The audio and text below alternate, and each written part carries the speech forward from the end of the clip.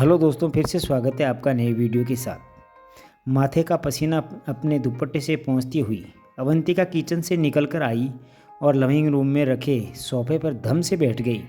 थकान से पूरा शरीर दर्द कर रहा था उसका। सितंबर का महीना था और पितृपक्ष चल रहे थे। आज उसके ससुर जी का श्राद्ध था। बस थोड़ी देर पहले ही पंडित जी और कुछ रिश्तेदार भोजन ग्रहण कर घर से गए थे। सब ने उसके हाथ से बनाए भोजन की खूब तारीफ की थी। खासकर उसकी बनाई हुई खीर सबको खूब पसंद आई थी। सभी मेहमान तिरपत होकर गए थे।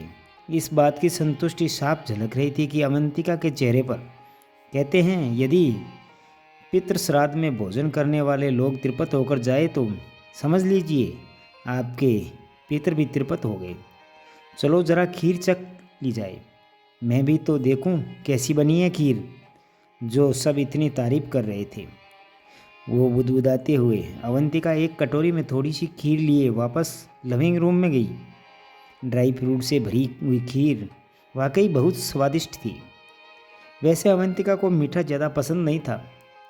पति और बच्चे भी मीठे से ज़्यादा चटपटे व्यंजन पसंद करते थे, तो खीर कभी कभार ही बनती थी। पर एक व्यक्ति थे जो घर में खीर के दीवाने थे। वो थे अवंतिका के ससुर स्वर्गीय मणिशंकर जी। वे अक्सर अपनी पत्नी उमा से खीर बनाने को कहा करते थे। उमा जी भी खूब प्रेम से उनके लिए खीर बनाया करती थी। किंतु उमा जी के स्वर्गवास के बाद सब बदल गया। एक बार मणिशंकर जी ने अवंतिका से कहा, बहू थोड़ी खीर बना दे, आज बहुत जी कर रहा है खीर खाने को। इतना सुनते ही अवंतिका उन पर बरस पड़ी थी। क्या पिताजी, आपको पता है ना, घर में आपके अलावा और कोई खीर नहीं खाता। अब मैं विशेषकर आपके लिए खीर नहीं बना सकती। और भी बहुत काम रहते हैं मुझे घर में, और बुढ़ापे में इतना चटोरापन अच्छा नहीं है। बहू से इस तरह के व्यवहार की कल्पना भी नहीं की थी मणिशंकर जी ने। दिल को बहुत ठेस पहुंची थी उनके। उस दिन से अपनी स्वर्गवासी पत्नी को याद कर खूब रोए। बस उस दिन से उन्होंने अवंतिका से कुछ भी कहना बंद कर दिया। कभी कभार बहुत इच्छा होती उन्हें खीर खाने की, पर बहू के डर से उन्होंने अपनी इस इच्छा को भी दबा दिया। कुछ दिन बाद मणिशंकर जी भी इस संसार को छोड़ चले गए, परंतु खीर खाने की इच्छा उनके मन में ही रह गई। कहते हैं, श्राद्ध में पितरों का मनपसंद भोजन यदि पंडितों को खिला दो तो पितृदेव प्रसन्न हो जाते हैं। इसलिए तो आज अवंतिका ने खीर बनाई थी। चलो, आज बाबूजी की आत्मा को भी तृप्ति मिल गई होगी। उनकी मनपसंद खीर जो बनाई थी। आज अवंतिका मुस्कुराते हुए बुदबुदाते हुए बची हुई खीर खाने लगी। तभी उसके कानों में एक आवाज़ सुनाई दी, बहू थोड़ी खीर खिला दे, आज बहुत जी कर रहा है खीर खाने का। एक बार, दो बार, कई बार यह आवाज़ अवंतिका के कानों में गूंजने लगी।